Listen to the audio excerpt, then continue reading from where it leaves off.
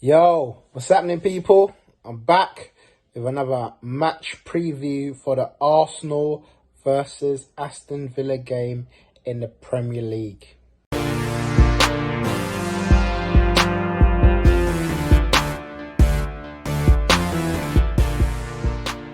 Arsenal fresh off the back of a Premier League win over Liverpool and an FA Cup win over Man City, as Arteta described it.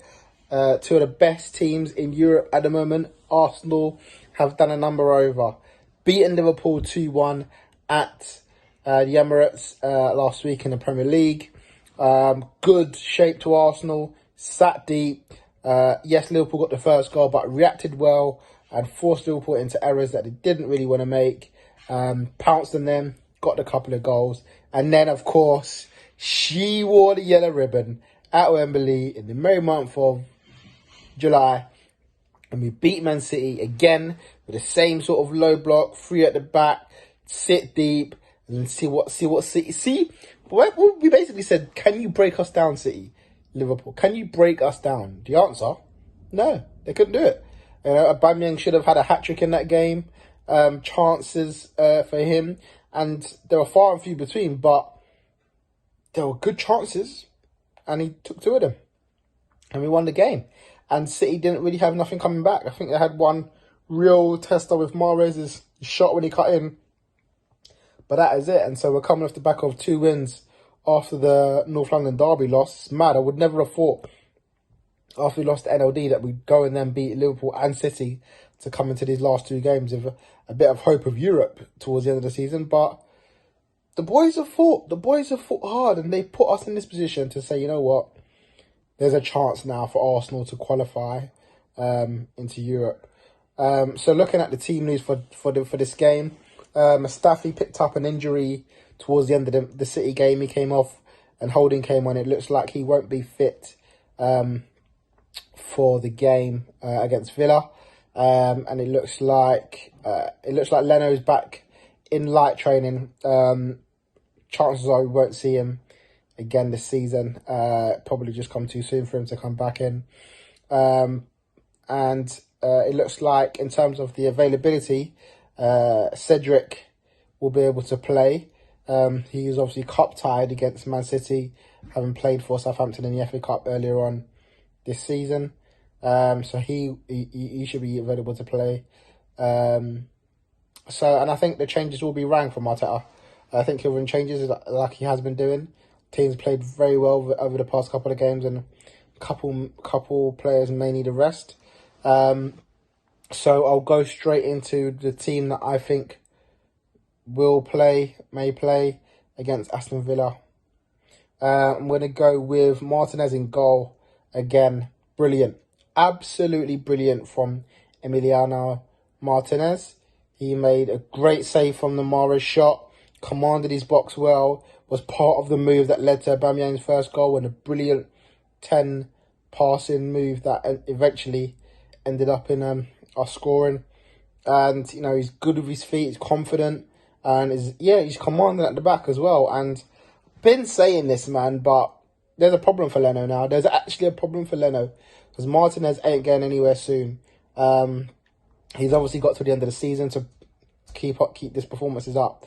But then going into the next sort of season, whenever that starts again, Leno's going to have an issue. I don't know who's going to be number 1 next season. I genuinely don't know. And I never in a million years thought I'd be saying this about a month or 2 ago. But credit given where credit's due.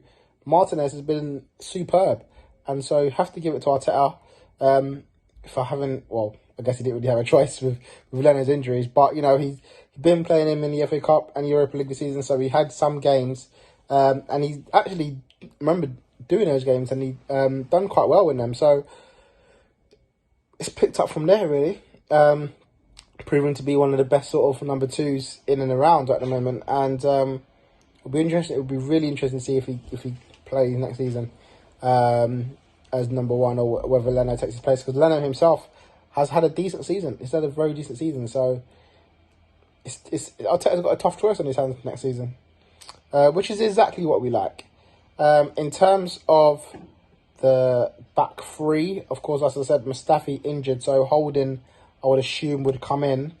And I think he will stick with David Luiz at the centre-back.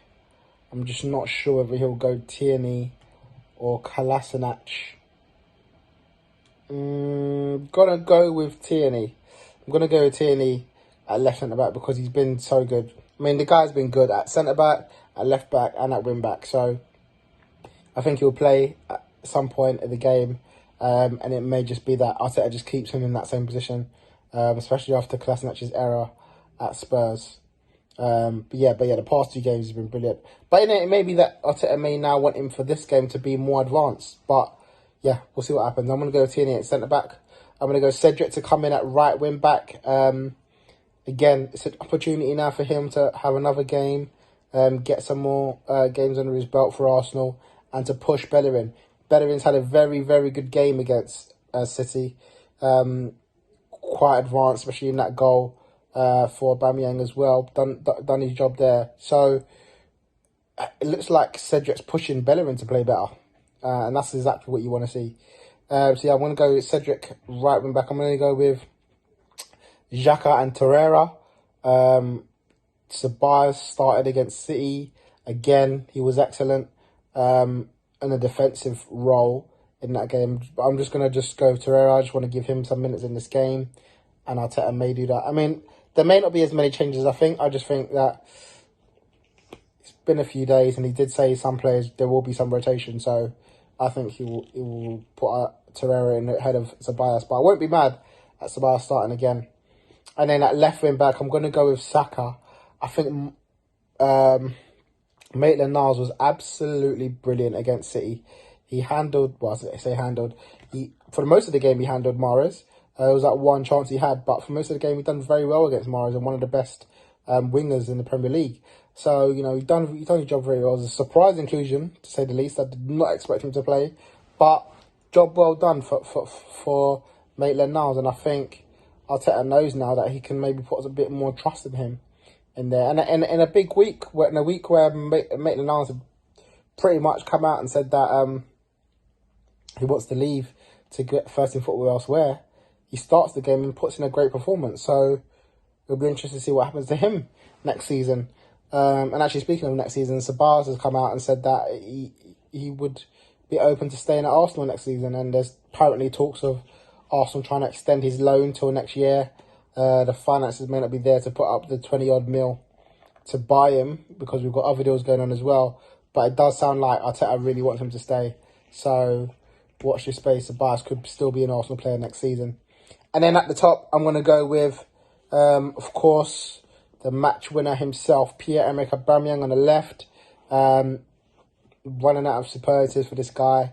I mean, since he came to Arsenal, only Salah scored more goals in all comps than him with 68, and he's on 66.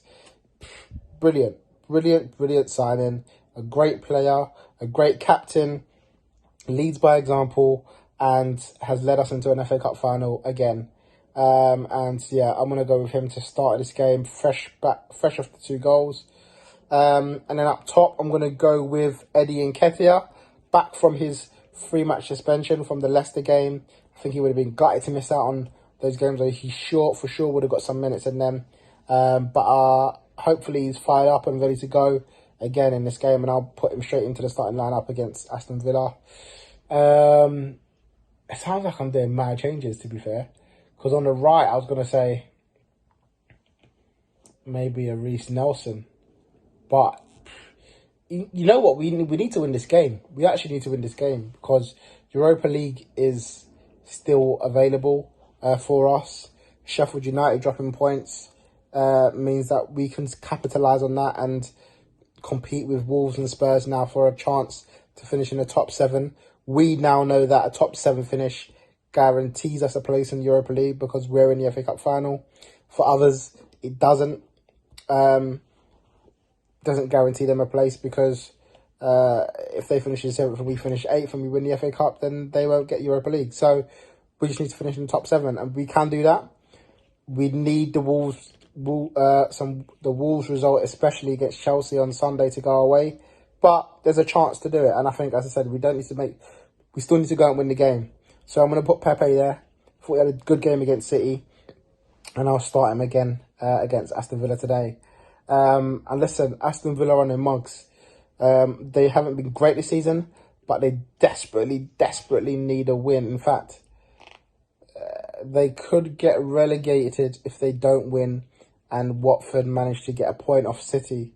So this could be their farewell. I think it's their last game at home.